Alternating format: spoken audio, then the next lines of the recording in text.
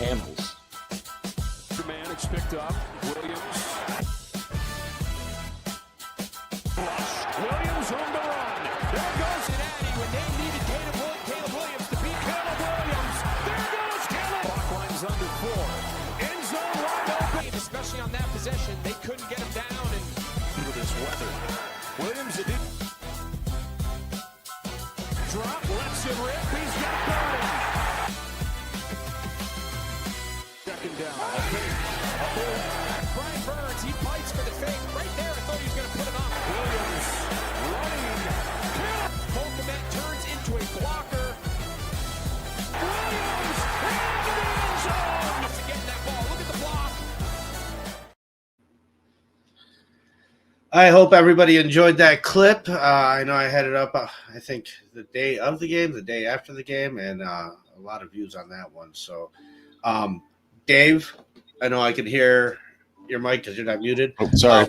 Right away, gotcha.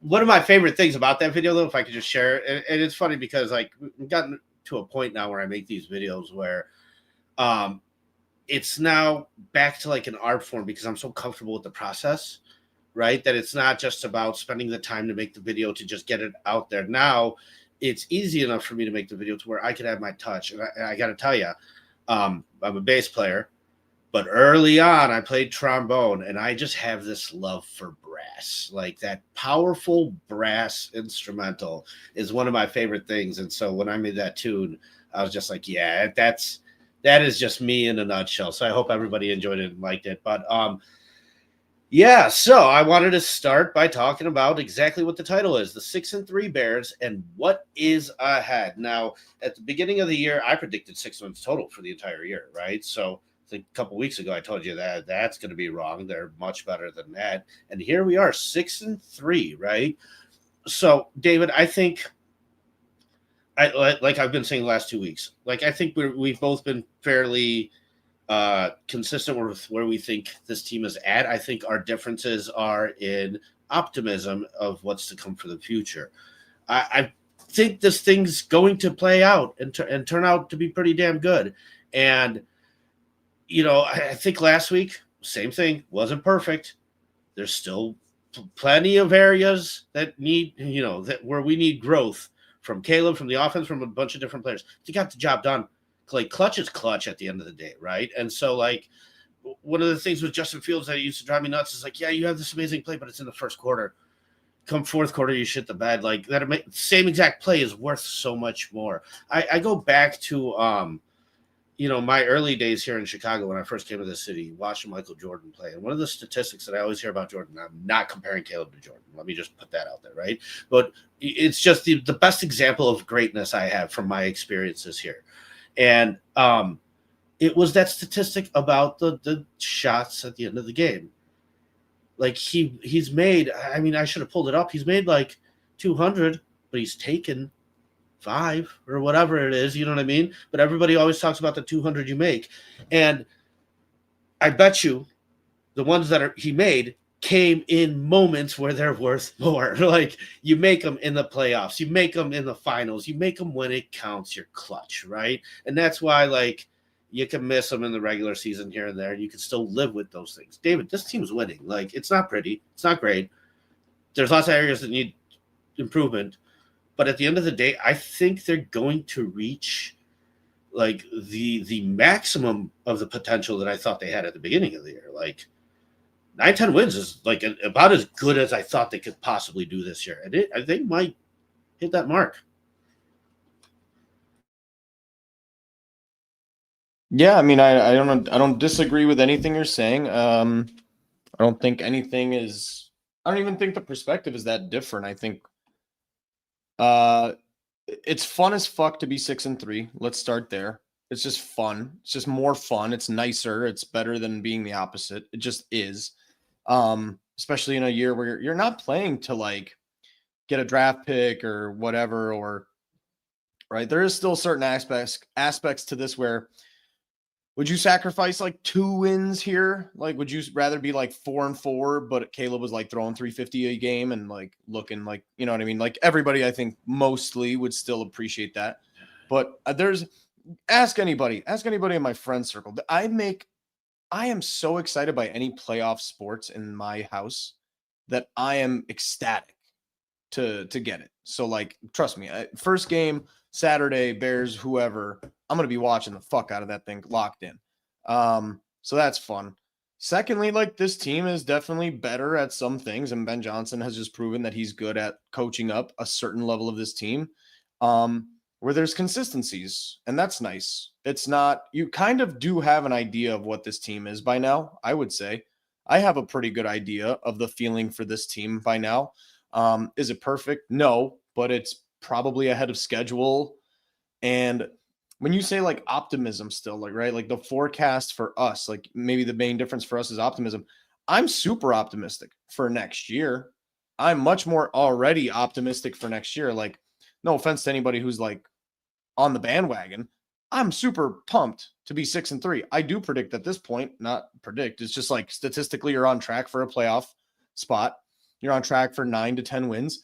And the way this team plays, it's going to win some, like, it's going to 100% win against one of those teams on the schedule that you don't think you're going to beat.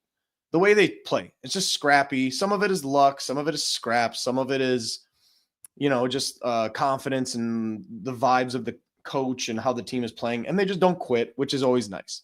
So that's a good thing to instill on a first-year team and stuff like that. So I just wanted to address Shorty. No, this is a pre-recording, Shorty.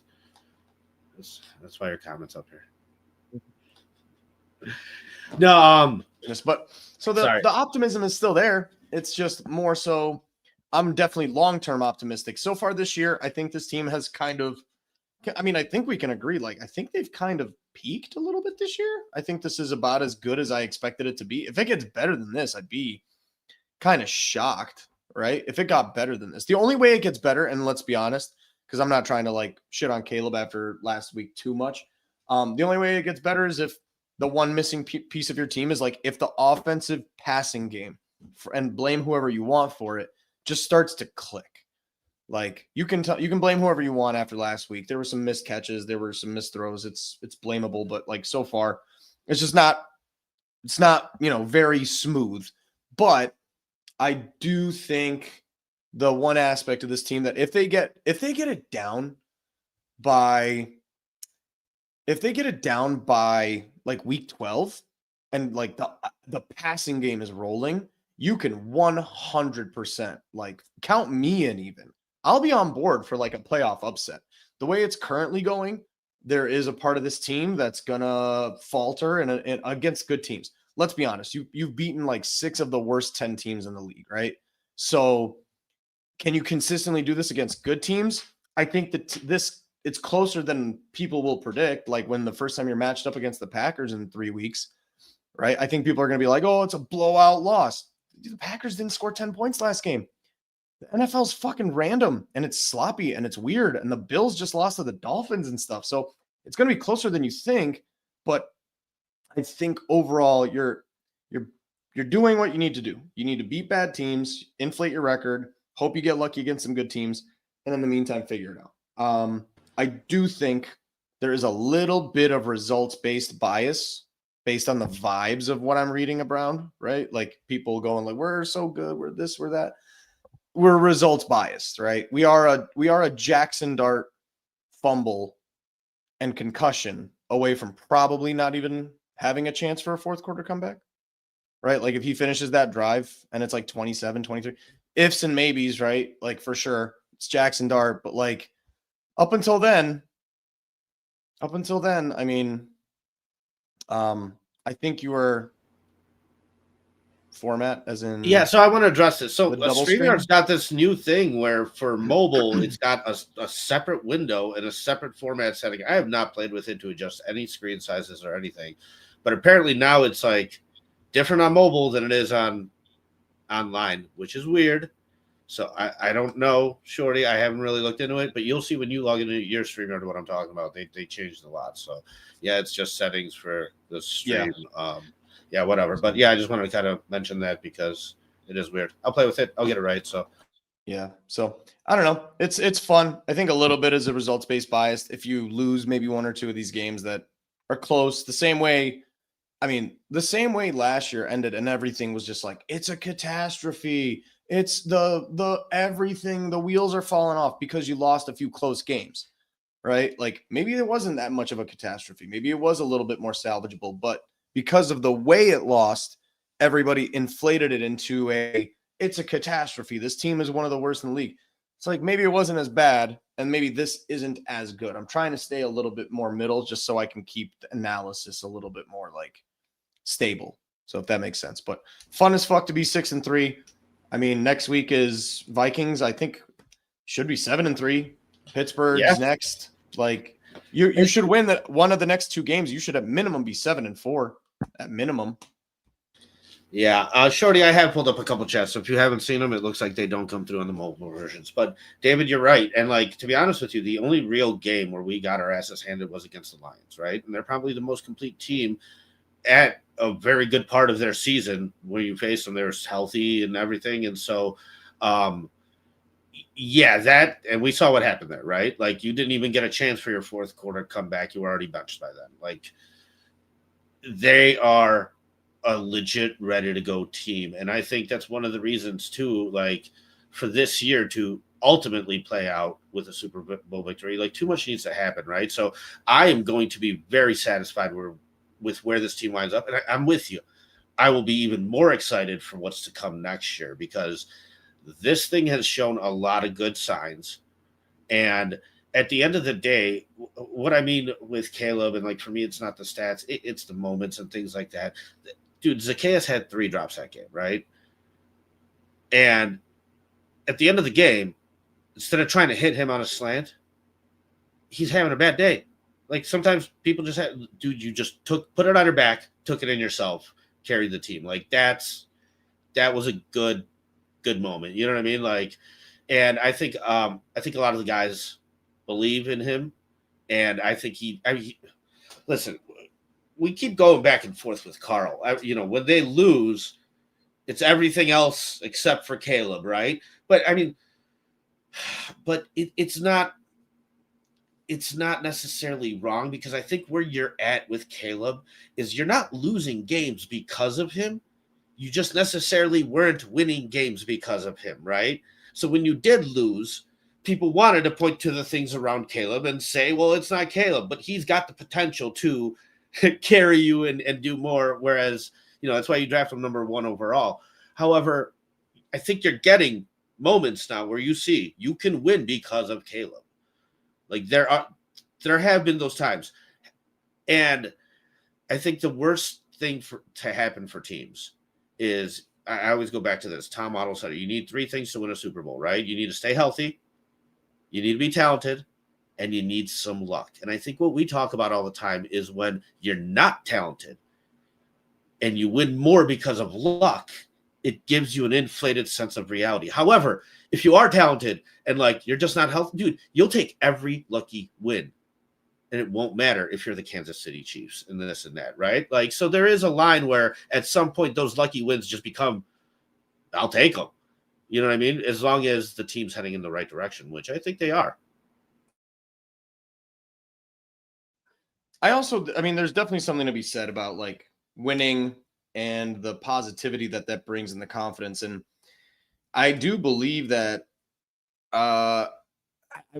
it's always the same problem with the Bears is they're really, really good at being close to the vest. And even like when we follow the Bears as close as we do, me and you, there are inevitably stories 6 months later that come out that we have no idea. We had no idea this was happening. So like the bits and pieces that you hear, does Caleb have a good mindset? Is he super coachable? Like, I don't know. We don't know a lot of these things, but what I do see a little bit is Caleb does seem a bit of not a head case. I don't think he's like a crazy person, but I think he is a confidence-based quarterback, right? Like if he's firing on all cylinders and he can feel it, I think he is gonna play better if he's feeling the offense, and that's just true of like most quarterbacks in the league.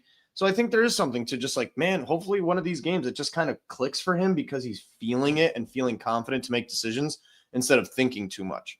So maybe it's a good thing in that regard. The one thing, like I said, is the one thing I did say that I would be the first person to be excited for this is if the passing game actually starts clicking smoothly. You're talking about like, oh, Super Bowl runs and stuff. Man, I don't care if you're 10-7. If you're going into the playoffs with like a last 5-6 games of the weeks, you're scoring like 35 points a game, somehow, some way, some miracle, and it clicks as this. I'm just quoting people who we've talked to that this is their prediction for the season. It's yeah, dude, we're fine. If you know me at all, I don't take things personal, but I just didn't want to like air it out on live. So I was just going to message you or just talk to you personally. But yeah, dude, we're fine. It's totally fine. I don't take things personally. I don't, no hard feelings. I can move on and pretend it never happened. So no big deal. Shit. I am not a piece of shit. Well, yeah, but you're a little bitch. Sure. Yeah, there you go. So there is something to the idea of this team clicking on all cylinders and being, I don't care, man. If they're 11-6, 10-7, and this offense is like humming, we're talking like 32, 35 points a game. Caleb's like 250, 2 touchdowns every game. I'll be like the first one to be like, dude, watch out for this team as a playoff upset. Like this is a playoff upset team. If that's the one missing piece of this team that if I'm sorry, like everybody's excited about the comebacks and all that stuff. Like you're still winning games with Caleb playing. This is a dramatic example, so relax before you freak out. It's like it's Tim Tebow style, right? Like you're making some passes here. He scrambles. It's great. It's entertaining, but he's still like much winning. better than that, though, David.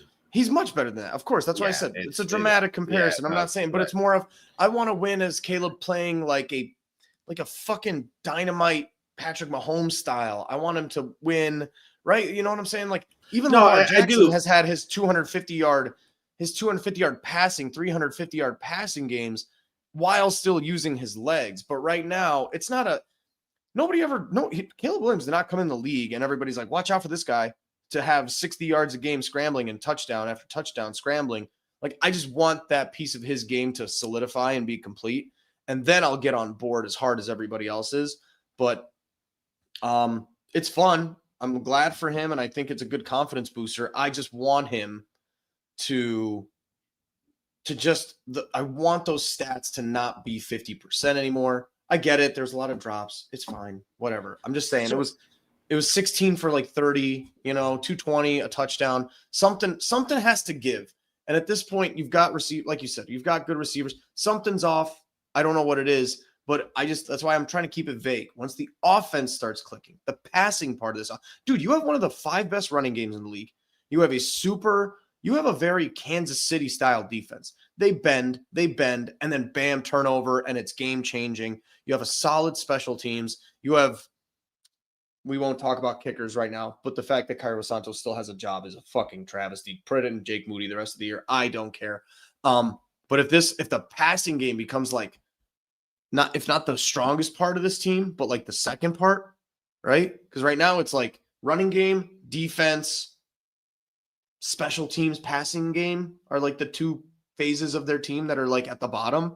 I need them to be like running game, pass offense, then defense, and you can win with some defensive shit. So, like we talked about, how unexpectedly good the running game was, how unexpectedly good the defense was, getting, dude, they're first in the league in turnovers heading into that week? 19 turnovers this year? Like it's amazing, right? But the rest of your defensive stats are like 25th, 26th, but the turnovers will make up for all of it. They will.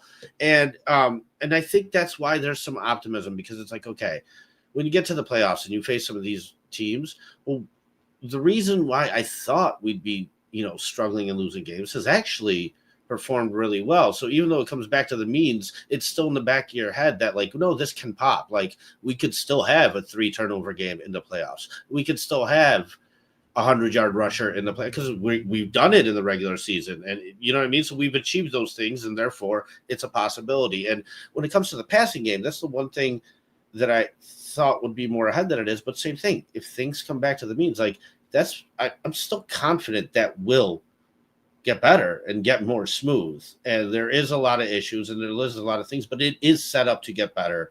The fact that we're winning is buying the time, is buying the cushion. And in clutch moments, I mean, they're coming through. They are coming through, right? Despite things. David, Tap, I remember I sent you a text of one of his comments where he said he's going to tune in to watch you apologize. But I don't think David's apologizing. I'm with you too on certain things where it's like, okay, dude, I was very much expecting the roller coaster ride of a new quarterback, right? Dude, look at CJ Stroud. Look at what's his name? Jesus, Jaden Daniels. Right? Like even when these guys do pop and get signed, sometimes they come back to earth. Like Kyler Murray, like Tua, like what's Blondie in the Jaguars, Trevor Lawrence, right? Like sometimes even they take a step back. So it is a very long-term outlook. You should expect ups and downs. The downs have not been crazy bad. Like it's just moments where we wish it would be better. And like, it's almost nice to be able to like nitpick like this because we've seen a lot worse. Like we really, truly have. And like I said, you're not losing games because of them. And I think that's the important thing. And yeah, dude, I'm excited for the next year and a half of Caleb Williams and watching how that plays out and watching where he gets to a point. Because after that, like I said, it's fifth-year option time, and you don't want to sit there and be like, oh, should we? No. By a year and a half from now, like we got to feel really good about Caleb. And so the consistency has to develop by then. You know what I mean? But, dude, the flashes are there. Like the 5 touchdowns early on from Rome are there. Like those things are there. Now, let's put it all together, man. It's going to take some time, but pieces are there, man. For sure. Like, again, I'm not hating on Caleb. I don't think I really ever do. I expect more out of him. And to generally speak of what me and Paulie always just to remind everybody, like you were the first to early on go out there and defend Caleb when people were all crazy about the whole deal. You were like, dude, you were very much in favor of Caleb and the whole idea of drafting him and everything. So like, yeah, no, you just have expectations for anybody in that uniform. So it's just, again, we try to stay ahead a little bit. Also, our whole point is, and what we always do and try to do is like future proof and future plan. So 8 months down the line. So, because right now people are much more patient, I guess, than I am for whatever reason. Maybe they're just like willing to deal with the bumps, which, I mean, I'm not begging for this guy's benching. I'm not saying I'm not unrealistic. What did I say last week? I said he has played just well enough to 100% already have earned all 17 games. It wasn't a catastrophe. And even when we did talk about catastrophic shit, it was way worse than any of the stuff that he's done so far. None of it is the problem. So yeah, right. Maybe, and like Paul Martin saying, maybe we're not winning because of him, but we're definitely not winning in spite of Caleb. Like he's not out there like bombing games. And so he's not, he's closer to like Kyle Orton than Rex Grossman, right? Like Rex would like lose games all on his own. Kyle Orton would be like, well, you can't expect him to win it all on his own. He's better than both of those guys, obviously. But the expectation's high. He's a first overall pick. Like right. It's like exactly my point. So he deserves the rest of the year. I just think like if any of this carries over into weeks 1 through 4 next year, it's unforgivable. We're already just a little bit ahead of that. Like if he plays like this weeks 1 through 4 next year, that's unforgivable. That's unallowable. That's not okay. So whatever. So looking at the rest of the season, I think the tough part is ahead of us though. The division games, David, the Vikings, man, this matters. Literally, my next sentence was about to be, it's fun. He's progressing. Do I expect him to have in any way, shape, or form like a different stat line against the Vikings next week? Nope. No. 20 for 20, 20 for 32. Really? What did he do last game that would make you in any way predict that? Because I didn't see anything other than like a clutch fourth quarter. It was fun. And he played football that mattered in that moment, and he did what he needed to do to win the game. But this is one of those things of you can be nitpicky. If you played a little better quarters 1 through 3, you didn't really need that. because your team was playing really well up until then. They couldn't stop Jaxson Dart, so that's all separate. But the running game was working. You could have had a little bit better of a first 3 quarters. It was great. It was great. Don't worry. I'm trying not to be negative. But it's just I didn't see in one fourth quarter, I didn't see anything from Caleb for me to go like, and now he's top 5. And now he's top 10. He's still like quarterback 14 to 16 in the league right now. There's a whole half of the league I would rather not have. And there's a whole half of the league I'd probably be like, they're still better than. Doesn't mean that he can't grow into it. But I'm saying right now, next week, fucking 20 for 32 against Brian Flores, 200 yards passing, 1 throwing touchdown, 40 yards on the ground, and maybe another rushing touchdown. It's his thing at this point.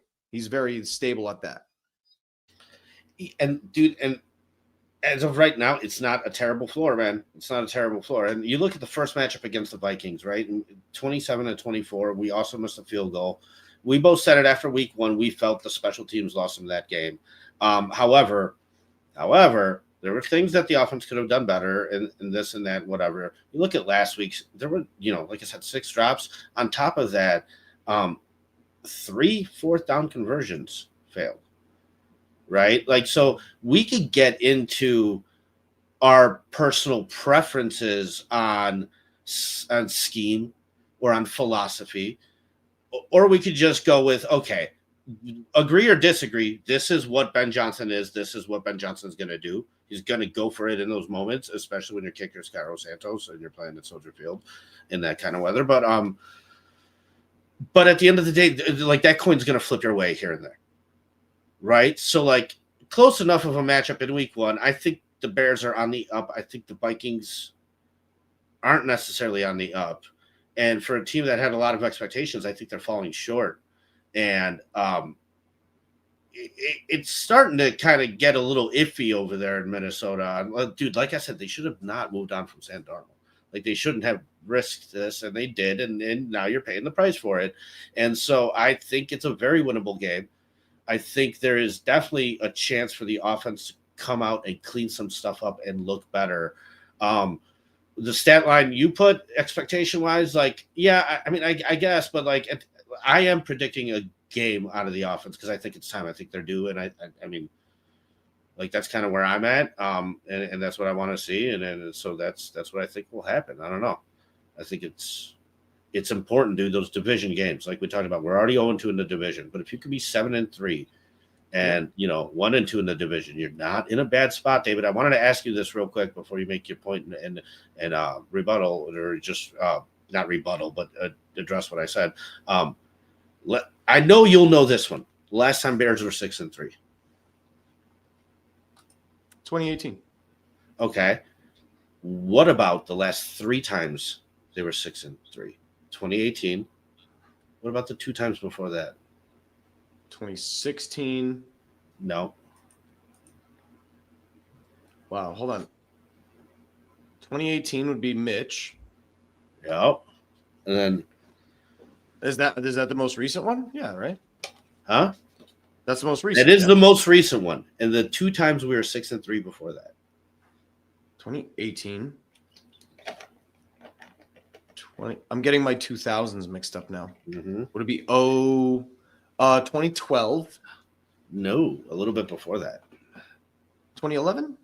2010. What's the Caleb Haney? 2010 is the Caleb Haney. 2010 is the NFC Championship. Yep, that's the year I'm thinking. And then the year before, and then the time we were 6-3 before? 2006. Yeah. So you look at the last 3 times we were in this position. You had a Super Bowl appearance, a playoff appearance. I'm just saying, man. You know me. I go a lot on history. The last 3 times we were in this spot. Let's hope they finish it and make the playoffs first. 100%. Let's get 100%. There first. I'm with you, but we are not in a bad spot. Like, as much as the math, especially if you win this game. Exactly.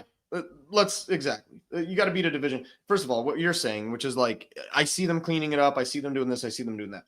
I don't see them doing really much of anything. I think so. The one advantage of beating the Giants this way is I think this was your trap game and you managed to pull it off anyway. I think the Bears were so due for a natural dip that most teams this happens to. It's a good teams too. You know what I mean? This is 6 wins in a row for fuck's sake, dude. We're asking for 7. It's ridiculous. It's like they're going to be a historic team this year if they do 7 or 8 wins in a row after starting 0-2 or whatever it was. So it's just not realistic, first of all. So that'd be fun if it happens. Great. They were definitely they were due for a trap game, which was the Giants game. They were due for this. Like I said, shoulda, woulda, couldas. Jaxson Dart finishes that game, you probably don't win. Second, we it's didn't win nice 6 in a row, by the way, because we lost to the Ravens. But right. So 6 out of 7. 6 out of 7 games. 6 out of 8, because there was a loss before that. Well, yeah. No, yeah. I mean, yeah, but that's the season. That's the season. 0-2 and whatever. Well, I'm talking about after you're 0-2. Yeah, I know. Okay, so after the 0-2, fine. This is 6 after 0-2. It's like 6 out of 7. So you're going to win 7 out of 8. Like, that's crazy. That's really good. That's some really good, either like lucky type of shits season type of stuff, right? So whatever.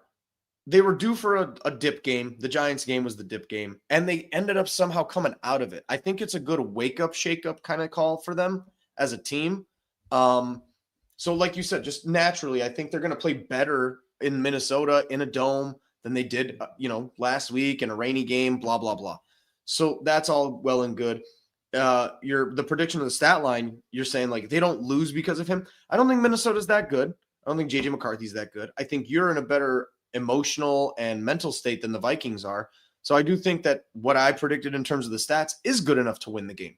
But it'll be another like 27-21 win, 27-23 win, which if you keep beating up on bad teams, which at this point, like you said, Minnesota's trending down towards being a bad team, you're not going to beat the good teams with doing the same shit. That's why we need steps. We need a step up here. Like this can't be the same thing again. That's like my main problem that I don't think people can comprehend what I mean by with Caleb and shit is that this is not sustainable. It's fun, but you have to get better than this to beat good teams. And especially if you want to finish this game or this season with 11 wins or 10, like 10 is even, we're already talking about 10. We're 9 games in and you only need 4 more wins out of 9. Like that's realistic if you just play this level. If you get better, you can win more than that. You can win 5 or 6 more games this year, but you need to take one more step up. And we're just not seeing it. We're seeing awesome stuff happen, but we're not seeing the significant progress that I think even other people who are more positive are saying like by now it should happen, right? By week 10, Caleb's going to be understanding and clicking. Well, it's getting really close to that timeline of people for even the positive people, because the reason people didn't like what we were saying is our timeline and our leash was a lot shorter. But we're saying like these are people who are saying like by week 10, it'll all click. Nobody was saying like this year doesn't matter. It's going to be sloppy and Caleb can suck. And the next year he'll be good. No. People were telling everybody by week 10, 11, 12, he's going to get it and be on track and on time and da-da-da. And they've made a lot of improvements on this team. Like we've said, the running game, this is unheard of. Like this is just proof that a running game can be fixed with good coaching. Because you didn't change any talent. You just fixed it with better schemes and shit and more effort. Eric Bieniemy became your running backs coach. Yeah, Eric Bieniemy and just good coaching in general, good coaching staff. So again, I just need to see another step up. I do think that what he's doing right now, Caleb-wise and offense-wise, it's good enough to win you some more games. I want to win more games. I want to win some unrealistic wins. I want us to beat the shit out of some. I want to see one beatdown this year. But I think you hit the nail on the head with when this is truly going to matter is in the first 4 weeks of next year. Because like for us to like, listen, if they blow this thing out of the water, right, and do take that next step that you're talking about, that's like unreasonable and like you want to like awesome. That would be great, right? They're most likely not. They're most likely going to fall just short, right? Like 7, 8, 9 wins. Like if you get to 10 wins, that's amazing. If you even have a playoff game, that's amazing. Like I feel like you've maxed out your potential. Anything after that is just like holy crap. But But then come next year, you have to be able to do what you're talking about. And like you have to be doing this stuff, and like the no more slow start bullshit, no more 0-2, no more like no, everything matters, and by then everything needs to be clicking, and it should be there. It'd be nice to like I really like the game against the Bengals because it's like, dude, the offense kept going.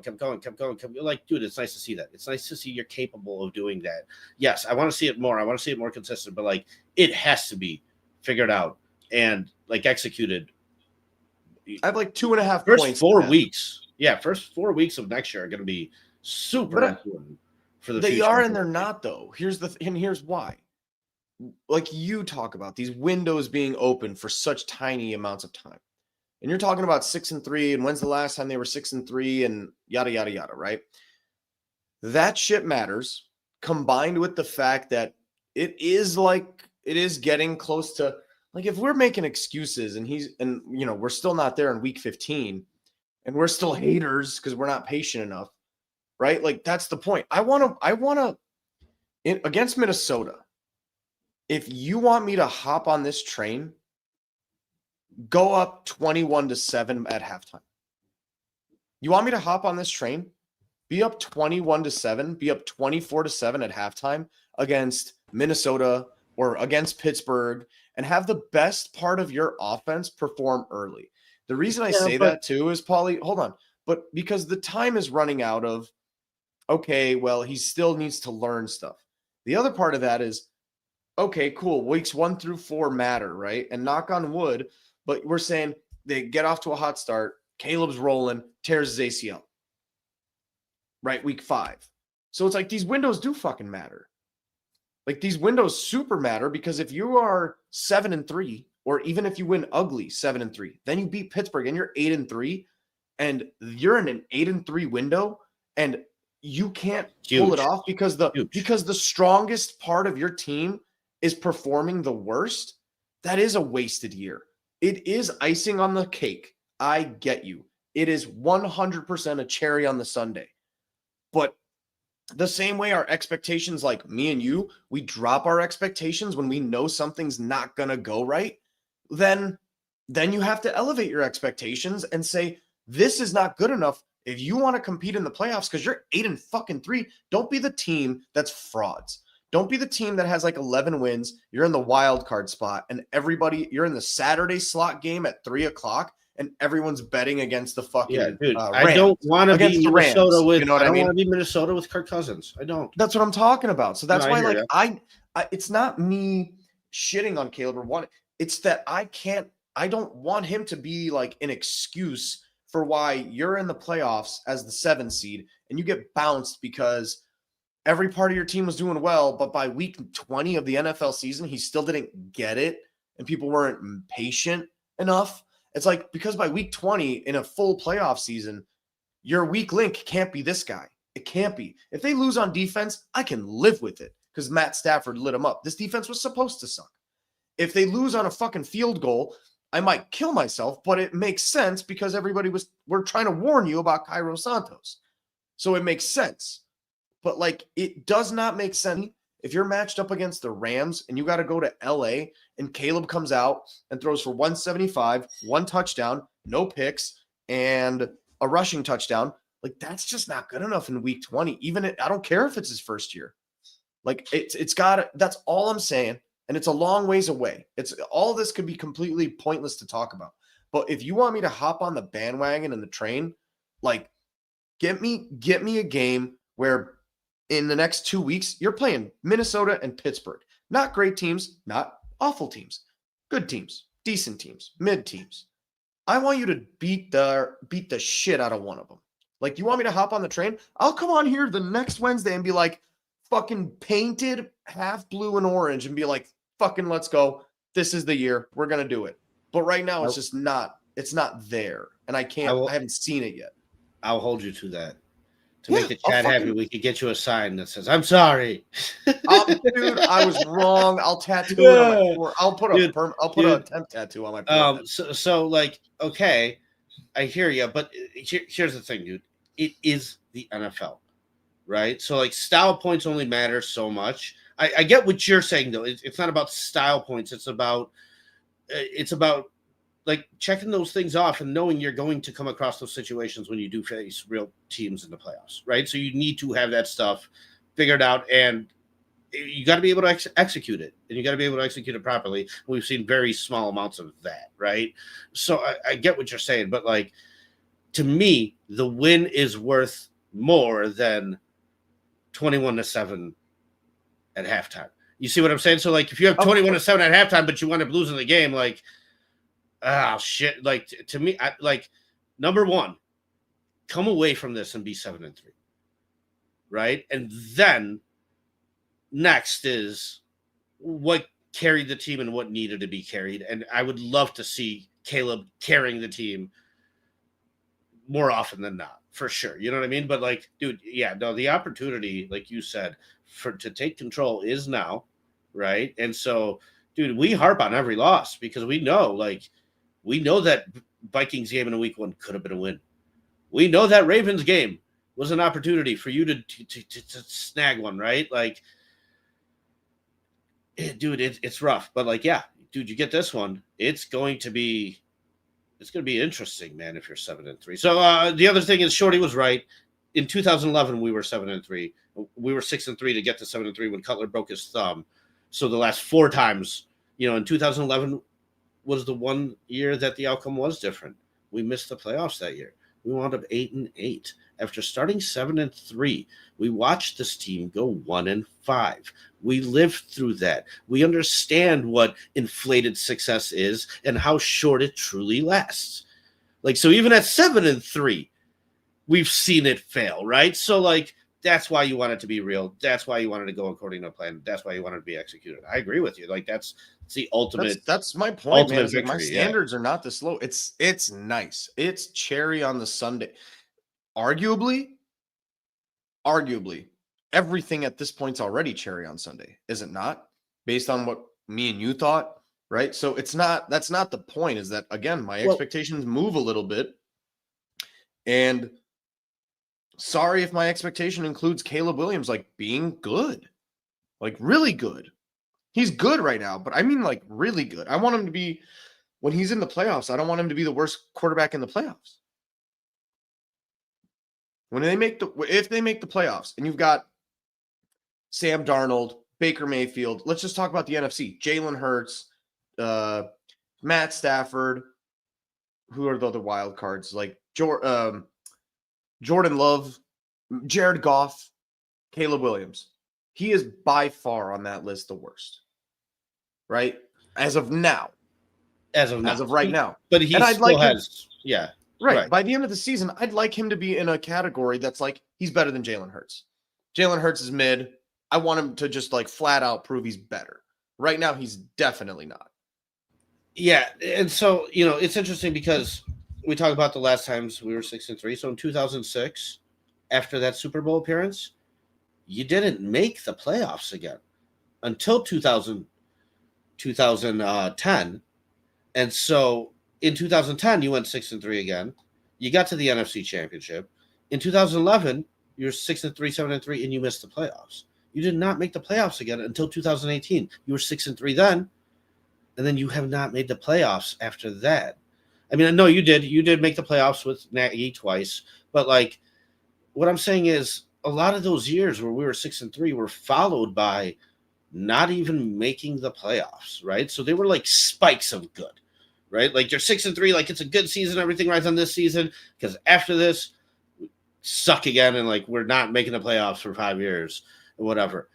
This time, we're 6-3, and I actually feel like this has more of a chance to actually continue and ride out. And to me, that's credit to Ben Johnson. Like, dude. I would tell you that, you know why the gut feeling is there? Because this is the same format. It's running game. It's opportunistic defense. The difference is there is a little secret X factor that when they play well, you look really freaking good. And if Caleb Williams plays well, dude, again, the standard is not what the point is not the win. Yes, Paulie, like you said, if you go all the way to the Super Bowl and you're winning every single game, 27-24, who gives a shit? Of course that doesn't matter. But I'm telling you, like, it's national narrative.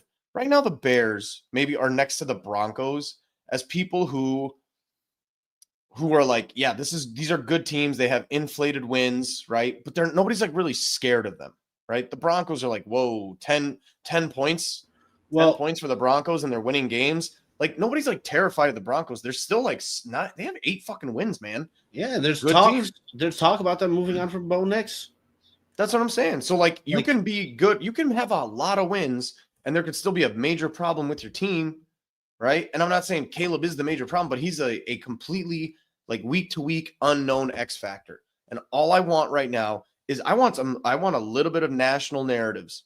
I want a little bit of, like, 2 weeks of Caleb, like, 250, really efficient, 2 touchdowns. Doesn't even need to blow my socks off. But I want it to look like this is a complete team for like 2-3 weeks and beating mid-level teams. So that's what I want. And like I said, you want to shut everybody up. You want me to have you want me to hop on the bandwagon. If you can go up like 21-3, 21-10 even on the Vikings, and like your offense is really clicking at some level, I would be there. It's just, how many did you not? There was a comment earlier that was like, it's still a very frustrating offense to watch. Yeah. And he's not wrong. It's very frustrating to watch. There are multiple times where I'm watching the game and I'm yelling at my TV like, get rid of the ball. Is there not am I the only one out there? It's great that they won. I'm screaming like a psycho when they're winning. It's like almost awkward how much I'm yelling in front of friends and family, and they're just like, yo, dude, relax. Because I'm excited. I'm excited when they win. And when the comeback happen, I'm excited. But in the first 3 quarters of the game, half the time I'm going like, throw the fucking ball. Get rid of the ball on time. Stop it. Like, do something. Make it look good. Some level. And there could be multiple factors involved that we're not talking about for sure. There's definitely like some pressure. He's a miracle worker in terms of avoiding the sacks and all that stuff. So all I'm saying is, if you want to look like an actual contender, the team is already there for them to look scary going into the playoffs. But the way you look scary going into the playoffs and actually looking like a real playoff team is if this offense starts to hum. And the offense is humming on running. The offense is humming on the quarterback scrambling. The offense is kind of, humming in different. The one place it's not just smooth is just like, man, I just want to see some fucking drag routes go for 40. I want to see some like really nice, not amazing magical shit, but I want to see some click. And it's just not there yet. Dave, I just want to address Dave L here. And it's funny to me because his first comment I put up there, he had a little Detroit Lions logo and he quickly changed that to hide it as if we would ignore him. Bro, root for your fucking team, but put your logo back on. We don't care. Yeah. Also, Detroit has a better chance of winning the Super Bowl. That is exactly shit. True. Yeah, like, dude, you got they're in their prime window. Like, part of this whole process for us that's frustrating is like, okay, the Vikings are having issues. You might be able to get them. The Packers, although they kind of game planned for being better than they are, they're not better than they thought they would be. They're having some issues. You have an opportunity to beat on them. The Lions are fucking clicking, man. Like, that's not where we're at. That's where they're at. And we're hoping that ends. Like, it has to, come back down to earth. But at the same time, Dave, what you're talking about is, the Rams getting into the playoff and Jared Goff having a 4 interception game. And so what do? They got a guy that will win that game and traded him for Matt Stafford. And what has he done for the Lions? Gone to the NFC Championship and had a 4 interception game. Like, maybe at the end of the day, when you look at Jared Goff's career, maybe that's what he's going to wind up being, like the guy that can take you there. But did you ban Shorty just now? Shorty's banned and their comments were removed. What is that? No. So that was an accident. No, that better. No. So whatever. I'll address that. But like, no. I was trying to do the other guy. Oh, that guy. Okay, so whatever. David, I'll figure it out. But what I'm talking about is like, no, you want to be that team that has Lamar. You want to be that team that has Josh Allen. You want to be that team that has Patrick Mahomes. Like, you want to be the teams that are riding on the backs of their quarterbacks, and their quarterbacks are getting it done. Why do you want to be that? Because you have to pay them. Like, this is just the way this whole thing is structured, right? Like, it's going to come time to where we have to pay Caleb. When that time comes, I don't want Caleb to become Tua. I don't want Caleb to become Trevor Lawrence. I don't want Caleb to become Kyler Murray. I don't want, no, Shorty, you're back. That was an accident. I don't want Kyler to become Trevor Lawrence. Like, I don't want Caleb to become Trevor Lawrence. I want Caleb to, like, rise and elevate and keep getting better to the point where we do feel confident week to week about riding games on his arm, man. Like, he's good enough to do it. It's taking steps there. And like I said, I don't think this year is going to prove all that. I think next year you have to prove it, right? So, like, I still think this year's got some figuring out to do, and I'm willing to live with the ups and downs of that. And, like, they've already achieved my expectations and are only overachieving. So, like, good for them. You know, I don't think this year is going to be special or magical by any means, but it's a good year. It's going to wind up being a good year. I'm just saying, man, it's rides on one person right now that it can be magical, and that's kind of where I'm hoping and wanting it to go. But it does have a chance to be magical a little bit if he figures it out by, like, week 14. It's always a long fucking season. It's so much longer than everybody remembers it being. And the other part of it is that the bad teams by, like, week 14, they've given up completely. The end of the NFL season is the most predictable week-to-week stuff every year. It's the mid stuff that's hard to predict. It's the beginning stuff. But by the end, the bad teams have phoned it in. The players are phoned it in. This team should be competing until week 17, 18, because you're playing good playoff contenders till the end. Teams that you're trying to steal their positions. You're playing the Packers and the Niners, which are right now tied with you for the wild card spots. So you do need to play hard. And the way that you can actually elevate this team is the same week to week. There is one thing on this team that can elevate right now. Like Buka says, he needs to see the defense step up. The defense can't step up any more than, for God's sake, Nahshon Wright has been, like, barely talked about. He has been the third, fourth corner on this team, and he is doing so well in the situation he's in that you don't even talk about Nahshon Wright and how well he's doing it, right? All these players are in and out. TJ Edwards comes back, and our run game is fixed. Now he's back out, and now we look bad again. Guess what? The defense is playing pretty solid for how many moving parts and good players. Your best player's been out the entire year. Montez Sweat's having a good year, not great year, right? Solid year.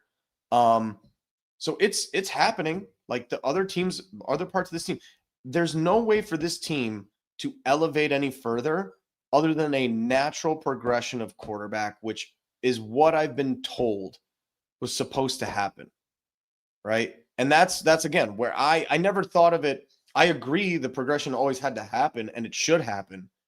But for us, it was always just a little bit more realistic. Like if he looks atrocious, just like pull him. If he looks good, let him keep playing. If he looks special, even better. I'll take a 4-win season with a 350-yard a game quarterback, right?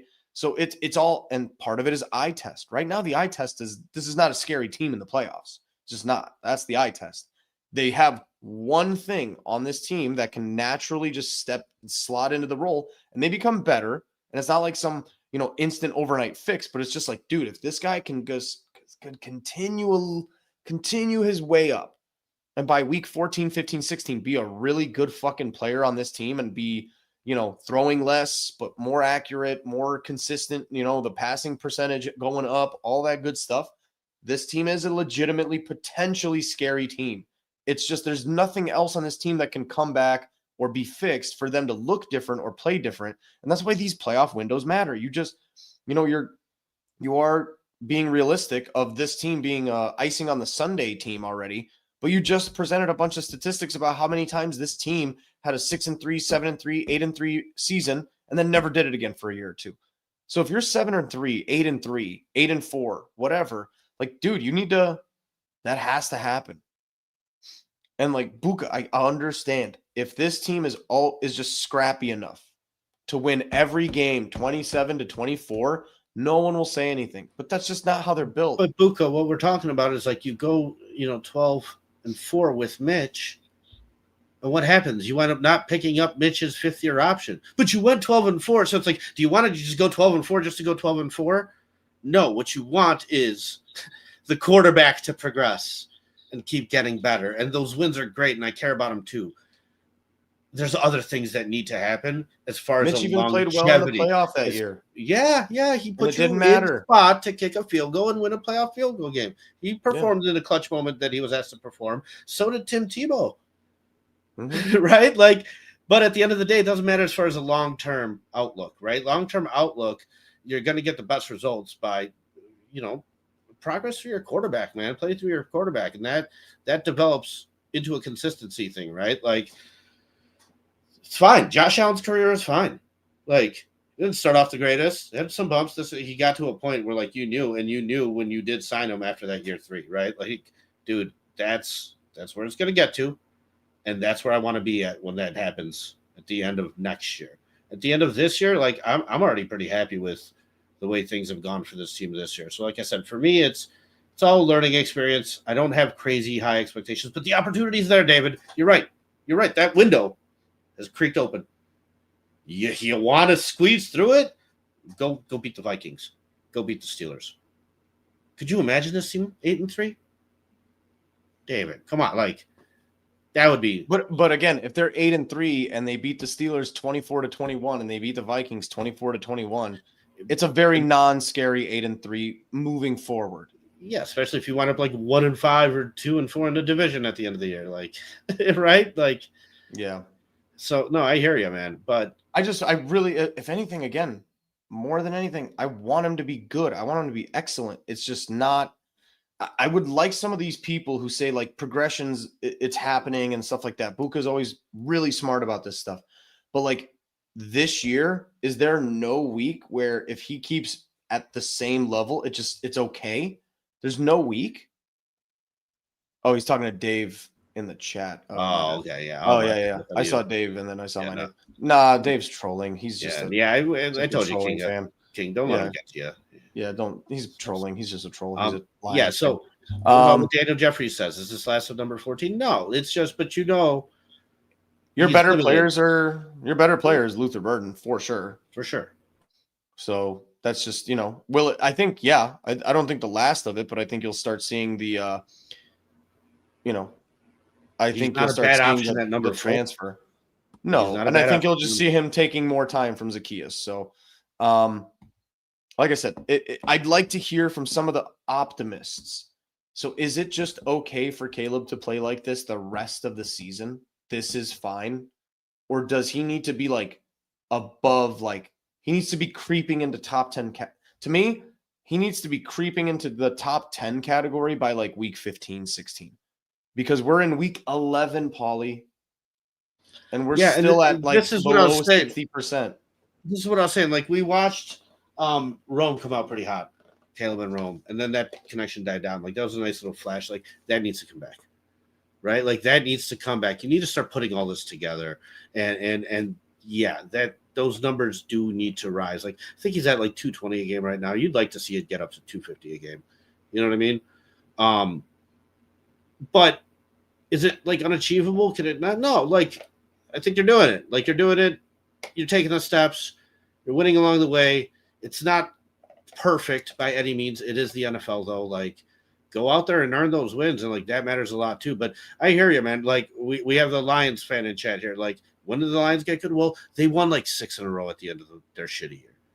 But you knew coming into next year, like, fuck, man, they won 6 in a row at the end of the year last year, and like they came out and kept going. Like they kept being hot. Yeah, you want to see that from this team too. And that's why the difference is that it's you're winning 50-50 games. Eventually you might lose some 50-50 games. So what you just said, they won the last 6 to end the year and they kept that momentum going. Well, what if your momentum is the beginning of the year and you just won 6 out of 7 games? Yeah, I don't know. And then it fizzles at the end of the year. And then are you as optimistic for the next year? Probably not. Well, that's why, I said, that's why then the first 4 games of next year then. That's why the first. That's 4 why I'm games of saying next something year, needs to I'm really change. not. He either needs to progress this year and look scary, or if it fizzles out, then you're like, okay, he's got 5-6 games, and then if not, and then people are going to start raging. We got a troll question here. So is Jordan Love better than Caleb? And I want to kind of answer this. Like, okay, so Jordan Love is getting paid what, $50 million a year, and Caleb's on a rookie deal. So you have to factor that in. The production you're getting from the price you're paying. If Caleb was getting paid $50 million a year, and Jordan Love is getting paid $50 million a year, then I think it's a coin flip at the moment. Like, Love's been more consistent, but he hasn't necessarily shown you that clutch. Well, like, same thing. You're not always winning because of Love, right? Like, however, that's not the case. Caleb's cheap. Jordan Love is expensive, and you're overpaying for Jordan Love based off the production he's given you. So I don't know. I think that's like those are always shitty questions. Ooh, is this guy better than this guy? It's all situational, man, and finances dictate a ton of that situation. So and also just like the best way I can explain it is the best Jordan Love, when Jordan Love's rolling and all that stuff, is better than anything I've ever seen in Caleb in 2 years so far. So that's a separate issue, right? Like, his peak was borderline MVP, and we're talking about trying to get Caleb out of the middle of the pack. It's also totally different timings. It's also totally different, getting to sit there and learn a team and offense. Like, Jordan Love physically, not even fucking close. Like, better physically. He's not more talented. He doesn't have a better arm. He doesn't run as well, but he knows his offense way better than Caleb does, and he can run it better than Caleb can, so it makes him look good. And so when he's at his best and everything's clicking, yeah, he's better than Caleb Williams for sure, because his best career timeline was borderline MVP for like 8 to 10 games, 2 years ago or whatever. But yeah, at his peak, Jordan Love has been better than Caleb, but right now it's like they're kind of closer than you want to admit. Yeah, that's why I said, to me, it's kind of like a coin flip if they were getting paid the same. But the thing is, I think more who Jordan Love is, and I think Caleb still has more unknown, which could be good, could be bad, right? Like, there's still more to explore. Potential is the word that's often thrown around, and these teams pay for potential, man, like they do, right? So, like, I think where you're at with Jordan Love, and like, at some point the money's going to have to match what you are, right? So, but it is what it is. Yeah, so I don't know, man. We're going on an hour. Somebody told me I look like Lester from GTA. Dude, one year I went as white trash. I wore the wife beater. Speaking of wife beater, I want to tell you a quick story. But yeah, with the mustard stains, and I just straight up just like ate a hot dog naturally and just got stains on my shirt and was just like, yeah, this is fine and whatever. Real quick about a wife beater. David, did you know this? I was in Poland, and like I was taking a tour of Poland, and like the guy there spoke English. And when he found out I was from Poland and spoke Polish, he was shocked. He's like, but you don't have an accent. Say something in Polish. And I said something in Polish, and he's like, my God. He's like, I've studied the language for years and this and that. He's like, but I can't get rid of my accent. He's like, for you, it's very natural and this and that. He's like, but I know. He's like, there's some things in Polish that are going to go over your head, like idioms. He's like, for example, like a wife beater. He's like, I'm not actually beating my wife. It's a T-shirt we wear here. I go, no. It's like wife beater translates. I know what that is. Wife beater's a shirt is universal. Yeah, wife beater translates through languages. So halfway across the world, they still call those things wife beaters. Just so everybody knows. I don't think there's a good name for them. It's either it's a dago. Dude, apparently that's just what they are. If you wear those things, no matter where you are on this planet, it's either a dago or a wife. Probably beater. Hitting your wife, dude. Yeah. Trailer parks are the same. Yeah, David, you want to give a prediction? Let's do a prediction. Yeah, I got. Let's see if you catch this. Bears winning 27-24. Score of week 1 just flipped. I have Bears winning 27-20. So, yeah, dude. Hopefully that happens. And I'd love to come on next week again and argue with Lions fans instead of our own natural Bears fans. But again, like, right? That's refreshing. I'm just saying, man, like, I hope I'm wrong, and I hope I'm wrong in the sense of like I want it to be 33-17. I want you to beat them up. I want to see something different. If it's the same thing and we're coming out 27-24, that means we're just kind of closer to week 1 than we want to admit, right? Because it's just that's the flip side. We're 1 or 2 plays away from the same team week 1. I mean, that's not really what I want. But we got Daniel Jeffries' prediction right there too. 24-17. It's not bad. I'll take 27-17 even. Like, I just don't want it to be you're almost the same team as week 1, but it's just like 1 or 2 plays different. And please put Jake Moody in. Get Cairo Santos out of the game. If you have Cairo Santos, I'm predicting right fucking now, in the next 2 weeks, if you keep Cairo Santos as your starting kicker, you're gonna lose one of those 2 games because of him. Because of him. One of the 2 games will be a loss due to that guy. It's a warning now. We do this all the time, and everyone thinks we're crazy and being negative. I'm warning you. I'm predicting it because it's there, and it's staring you in the face, and you just don't want to address the problem. And this is what we always do when we try to talk about shit like this that people think we're haters. It's not that we're hating. We're trying to point out a problem. Don't do the Cody Parkey thing again, man. Like, don't do it. It is an issue. I hear you. And you know what? I'm going to clip that, dude. I'm going to clip that and make a video out of it. So it's there. Like, because for send real. Send it to the Bears Twitter page. For real, like, dude. Send it to the Bears Twitter page. Like, make them fucking see it. Fuck. Dude, for real. Like, just find figure Ryan that out. Poles' burner and just send it to him. Like, God damn it. They find anybody to kick nowadays, and they could kick 55-yarders. Like, you've got 2 guys in the league that are like starting kickers that were selling insurance before the season. It's more deep seated than that. It's the fear of getting better because you're afraid of getting worse.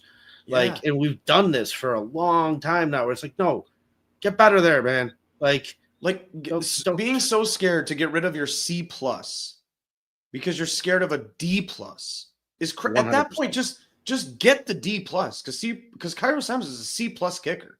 It's not even that good. It's okay. It's above worse. He's C+.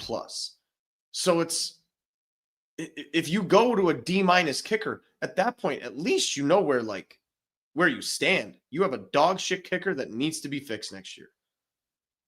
So and you don't ask him, hey, can you kick it out of the end zone? Sure, coach. And then he kicks it short. And then he can't do it. What did he miss last week? Well, this guy's a D-. Did he miss? I won't even try that. Huh? What was the kick length that he missed last week where you were bailed out? Was it 46? Was it last week? There was the Ravens one where they did the hurry up, right?